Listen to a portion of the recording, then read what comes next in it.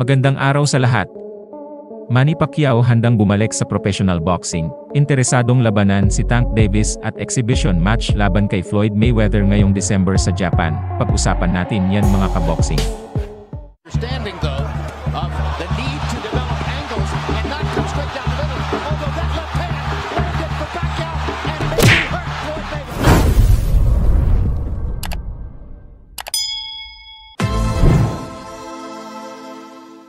Ang nag-iisang boxing 8 Division World Champion na si Manny Pacquiao ay mukhang may marami pang natitirang laban.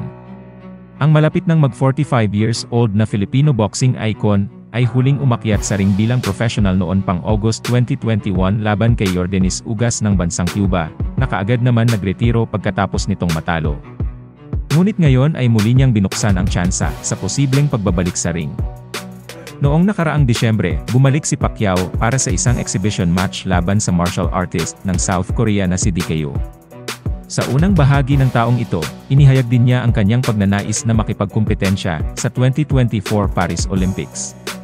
Sa isang hayagang panayam kay Fight Hub TV founder Marcos Villegas, ipinahayag ni Pacquiao na bukas siya sa isang high-profile matchups. Sabi ni Pacquiao na aktibo pa rin siya at nagtitraining. Sinabi nito na may gagawin siyang exhibition match sa Japan ngayong December at tinatrabaho pa nila kung sino ang magiging kalaban. At dagdag nito na posibleng si Floyd Mayweather ang kanyang makalaban, ngunit hanggang ngayon ay tinatrabaho pa nila ito. Sinabi ni Pacquiao na bukas din siya sa isang profesional na laban kay Mayweather kung papayag si Mayweather. Sinabi ni Pacquiao na handa siyang lumaban, kahit pa sa isa sa brutal knockout artist ngayon na si Gervonta "Tank" Davis. Sabi ni Pacquiao na magaling na fighter si Davis. Lalabanan niya ito kung aakyat ito sa 147 pounds o kahit sa 145 catchweight. Wala daw siyang magiging problema dahil isa siyang experienced fighter.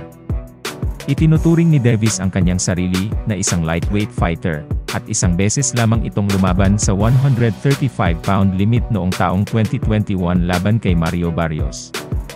Hinarap at tinalo ni Pacquiao ang ilan sa pinakamahuhusay na fighters sa kanyang henerasyon sa iba't ibang klase ng timbang, kabilang sina Marco Antonio Barrera, Juan Manuel Marquez, Eric Morales, Oscar de la Hoya, Miguel Cotto, Ricky Hatton, Shane Mosley, Antonio Margarito, Keith Thurman, Adrien Broner, Timothy Bradley, Lucas Matisse, Jesse Vargas, Chris Algieri, at Brandon Rios, bukod sa iba.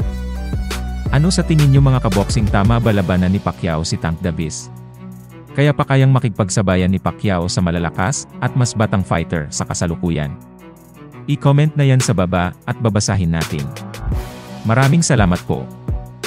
Pero bago yan, sana ay suportahan nyo ang ating munting channel sa pamamagitan ng pag-like, subscribe, at pindutin na rin ang notification bell para updated kayo pag may bago tayong upload na videos. Maraming salamat po.